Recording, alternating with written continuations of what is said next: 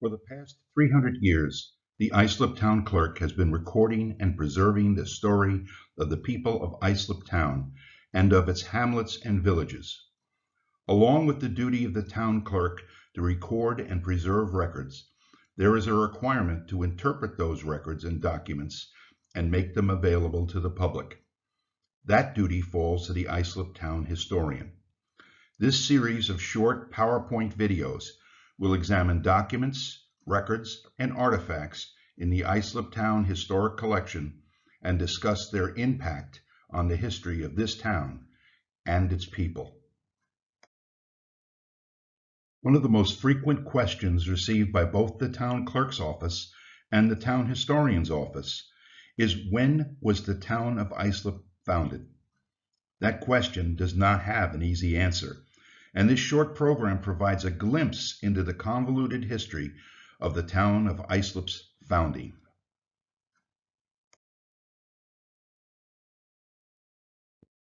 As we rush from place to place in Islip Town, where today over 335,000 people live, work, and play, we forget that it has not always been like this.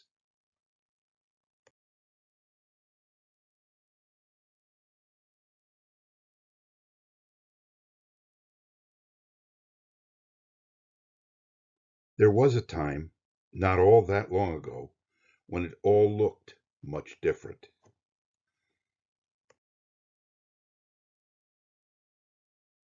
Before 1683, the Secotogs occupied the land that is now the town of Islip.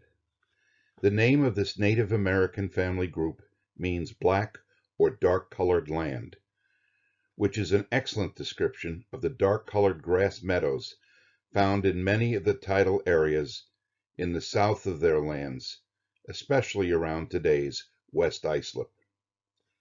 These shores were rich in seafood and shellfish, and like the European settlers that followed, they relished the oysters found in the many creeks and indentations along the shore. They also had winter villages in an area that became known as the Winnecomack Grants. Today, this area is the hamlets of Comack and Hauppauge.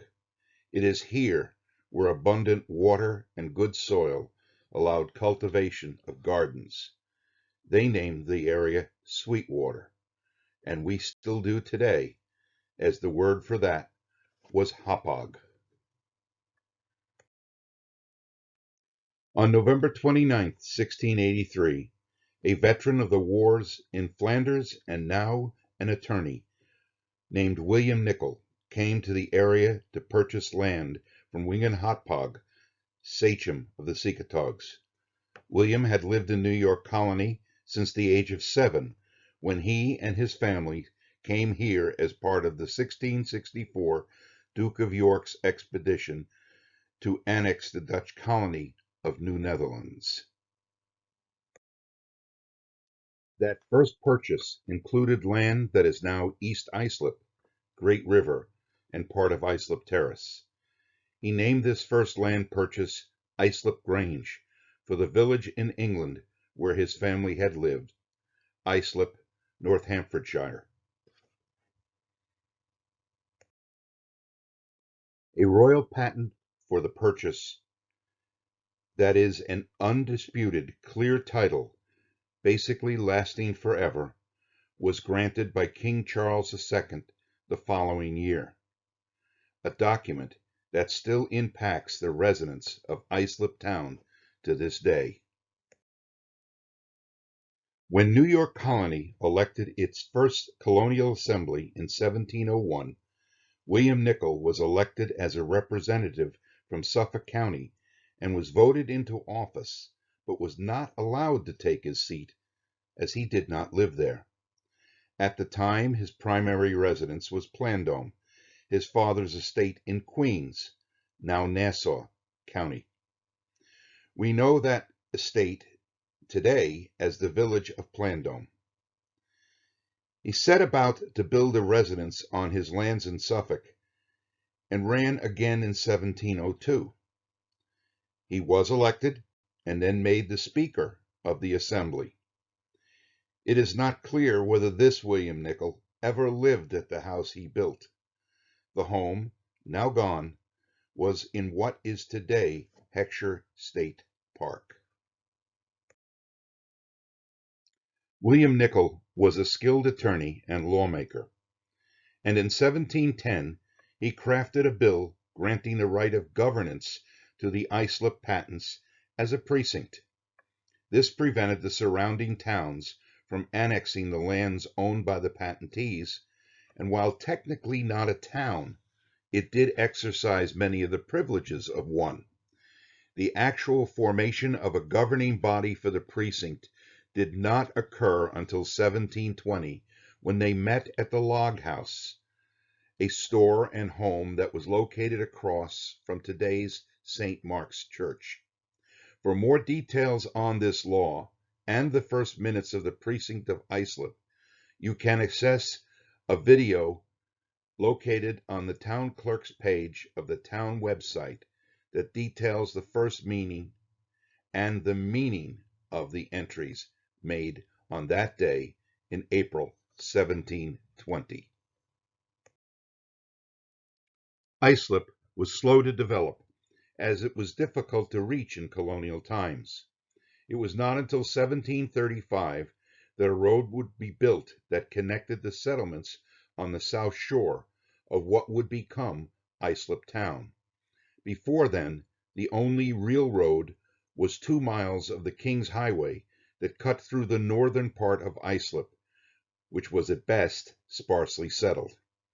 The only north-south thoroughfares were a series of trails, termed paths, following the routes that we now know today as roads such as Caleb's Path, etc. The road along the South Shore had been authorized by colonial authorities in 1732, but it took 3 years to get it laid out. Today's Montauk Highway generally follows the route, which was known then as the South Country Road. If you want to see what it might have looked like, part of the colonial road, now bypassed, exists in Connecticut River State Park Preserve. Not only did the coming of the South Country Road help the communities along the South Shore develop, but it also brought about the construction of sawmills and gristmills. If you explore the original route of the road through Connecticut River State Park Preserve, you will pass the only survivor of the mills that once were found in the town. The gristmill in the park was built by the Nickel family in 1751 as a sawmill, and was converted to a gristmill in 1811. Recently restored, it and the road adjoining it will allow you to experience colonial Islip. Another survivor along today's Montauk Highway is in Oakdale. In 1765, the then patentee built a chapel in the approximate center of his holdings to serve as a place for religious services, marriages, baptisms, and funerals. First known as Charlotte Church to honor the wife of King George III, it is now known as St. John's Episcopal Church. It is still an active church and often used for community programs and ceremonies.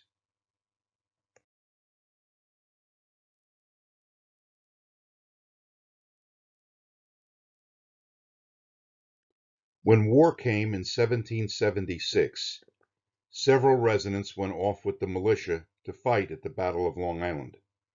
Others escaped to Connecticut. Some swore allegiance to the Crown. Others came home and stayed after the battle, while still others fought with the Patriot Army. During the war, Islip was occupied by both British and Loyalist forces, who would remain in place until late 1783. Technically, Islip did not become part of the state of New York until 1784. The occupation was severe for all who stayed here, as the Crown seized much of the agricultural goods and felled many of the trees to supply the garrison in New York City.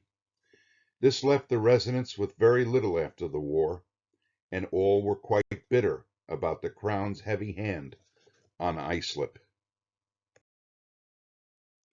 In a law passed by the state legislature on March 7, 1788, Islip was recognized as a town of the state of New York, much to the chagrin of Huntington, Smithtown, and Brookhaven. While there would be court challenges to the boundaries and Islip's claims, the town of Islip survived, and the seal of the town celebrates the story of all of this history.